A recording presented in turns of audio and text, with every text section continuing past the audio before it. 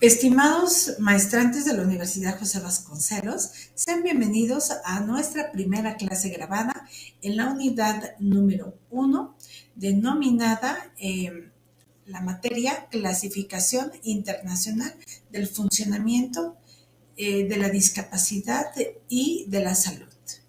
Por sus siglas, CIF. Así lo vamos a identificar, estimados maestros, y pues vamos a continuar hablando sobre un elemento muy importante que es necesario ustedes sepan, que gracias a la Organización Mundial de la Salud se estableció un boletín identificando una clasificación internacional de enfermedades. A través de toda esta clasificación se establecen nomenclaturas y se establecen elementos importantes que descubren y que no se encuentran contenidos en esta CIE 10. Por lo tanto, hay una derivación de estos boletines. En este sentido, descubrieron algo muy importante o detectaron estas condiciones. Acercaré la diapositiva para que ustedes puedan ver. Deficiencias, discapacidades y minusvalías. Esto es lo que nos corresponde estudiar en esta materia.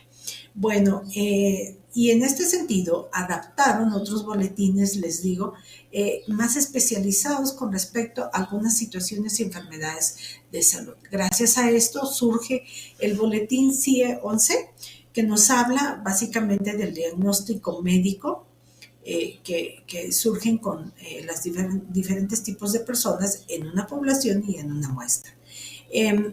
Algo importante e interesante que ustedes deben saber es que en este sentido existe la CIF-IA, que es la que nos corresponde estudiar. Esta clasificación internacional del funcionamiento de la discapacidad de la salud nos establece un nivel preferentemente infancia y adolescencia. Es aquí donde vamos a darle mayor grado de interés. Bueno, ¿cuál es el propósito? ¿Cuál es el objetivo básicamente de la CIF? Miren, antes de que yo platique con ustedes este sentido y conocer los objetivos, reconozcamos que un elemento muy importante dentro de la CIF es que este sentido, este tema importante de salud es esencial, es prioritario, es el mayor valor que podemos darle. Recordemos que los médicos pues están bajo una ordenanza, bajo una indicación de proteger y cuidar a toda costa la salud de nosotros como individuos. Entonces, en virtud de todo esto, ¿por qué les menciono? Porque es necesario establecer y fijar bases científicamente comprobadas, científicamente establecidas, procesadas, sistematizadas, ordenadas, con el propósito de evitar un mínimo sobre todo tener un mínimo de error en esta condición, porque no solamente estamos hablando de la enfermedad, del padecimiento de la persona, sino también estamos hablando de diagnósticos, de poder descubrir ese tipo de enfermedad, pero también un elemento importante y prioritario es que requiere tratamientos, es que requiere de especialistas en la materia. Y en todos los sentidos, ahorita vamos a ver por qué se les dice biopsicosociales, ¿verdad? Y psicosociales y pedagógicos y de todo tipo. Es integral esta condición. Y esto es ser especialistas en este sentido. Nosotros en la educación, como necesidades especiales, por ello esta especialidad, ¿verdad? De necesidades especiales en los estudiantes. Bien. Esta condición nos ha permitido establecer elementos importantes, acercar la diapositiva para que ustedes puedan analizarlo. Se requiere de un lenguaje común. ¿Por qué un lenguaje común? Técnicamente hablando o profesionalmente hablando, en cada gremio tenemos diferentes terminologías, tecnicismos para poder utilizarlo, pero cuando estamos hablando de no solamente involucrar a médicos, sino médicos especialistas y también involucrar si se trata de infantes, si se trata de adultos no mayores, pero en una condición de adolescentes, bueno, tenemos que hablar en términos comunes para poder comprender en todos los sentidos, fisiológicamente hablando, cognitivamente hablando, internamente hablando, poder comprender y entender en qué condiciones se encuentra la persona para ayudarlo, ¿verdad? Y algo muy interesante también, que uno de los objetivos es poder llevar a cabo una comparación de la situación en la que se encuentra el individuo, no solamente culturalmente hablando.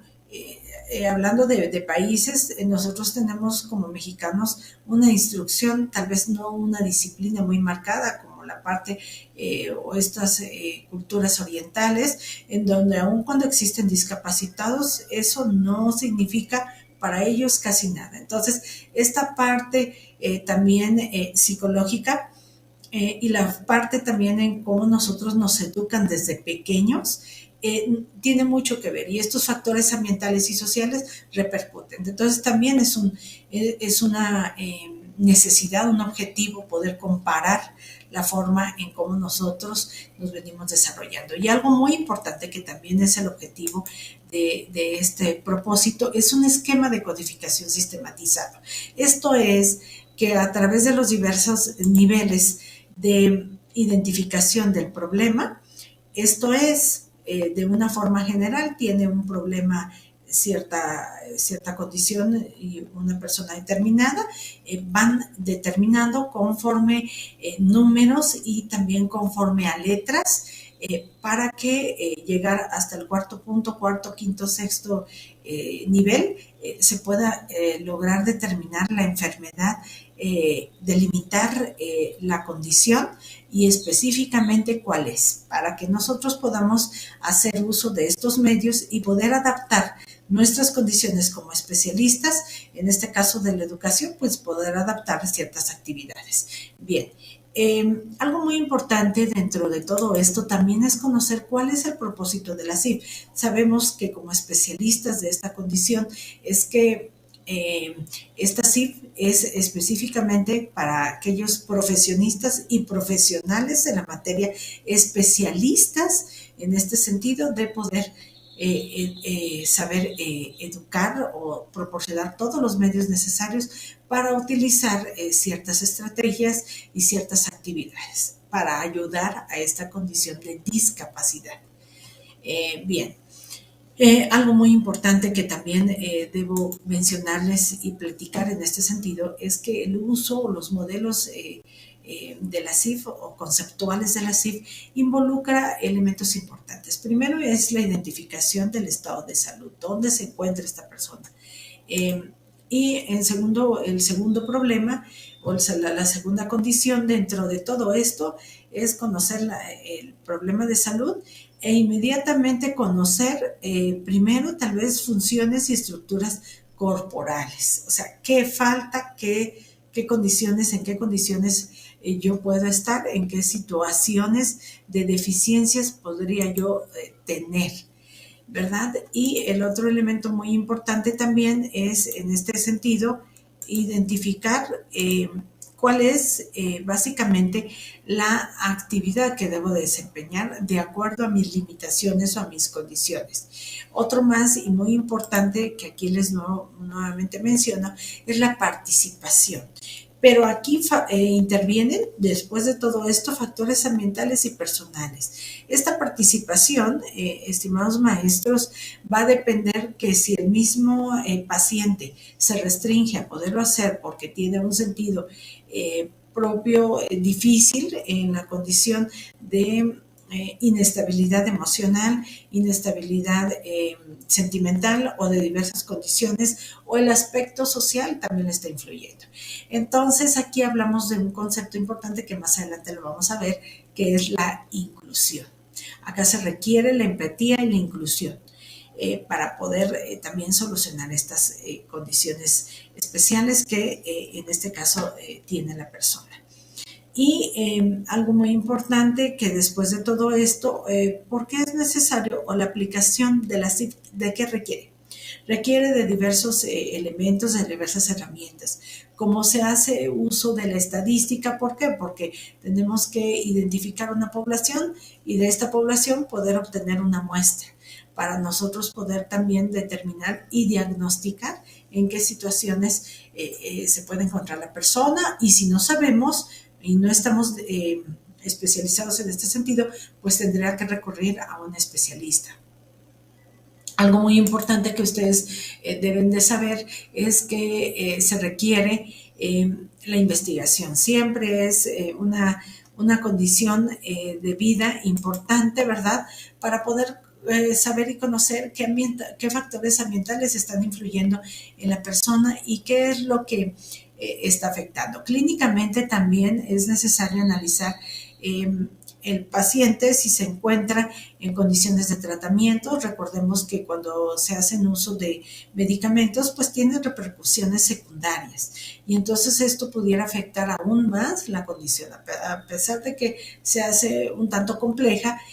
Bajo estas situaciones sabemos que el uso en este caso de tratamientos, el uso de medicamentos, pues van a tener repercusiones secundarias.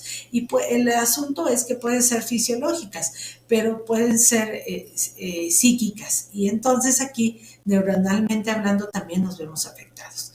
Algo muy importante también es el sentido de la política social, estimados maestros, en el sentido de que nos puedan proporcionar todos los servicios y sistemas de seguridad necesarios para poder esta persona llevar a cabo su tratamiento o que pueda ser inclusivo en cualquier necesidad básica de la cuestión de salud. Y en el caso de la parte educativa, bueno, pues nosotros como docentes agregar y considerar este sentido de agregar a la currícula y al currículum, válgase la redundancia, estimados maestros, estas condiciones especiales que tienen los pequeños infantes o los adolescentes. Y algo muy importante, vale la pena considerar, es saber qué tanto afectan estas condiciones socialmente hablando. Recordemos que no solamente es en este sentido biológico, ¿sí? Nos puede afectar neuronalmente, nos puede afectar bajo las sustancias químicas que tenemos en nuestros organismos. De menos sustancias involucra una consecuencia, una situación, o muchas, demasiada sustancias en nuestros organismos también nos puede involucrar ciertas condiciones. Entonces, tratar de lograr el equilibrio aun cuando se trata de un estado especial.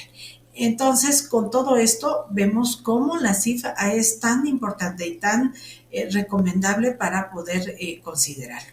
Bueno, algo muy importante, maestros, que se me está pasando. Ustedes conocen perfectamente bien, si no me equivoco, el sistema Braille. Bueno, pues solamente como comentario para poder concluir este punto. Louis Braille, que fue en este caso un francés, muy reconocido pedagogo y muy diestro en este sentido. Recordemos que a los 3 añitos de edad, pues esta persona pierde la vista y hace, de acuerdo a su inteligencia, un sistema que permitiera tener un desarrollo, en este caso, básicamente visual, bueno, porque había una discapacidad visual, pero motora, en el sentido de que estaba utilizando los dedos, ¿verdad? Y manipulaba la condición de este sistema. Y algo muy importante es la parte auditiva y del lenguaje.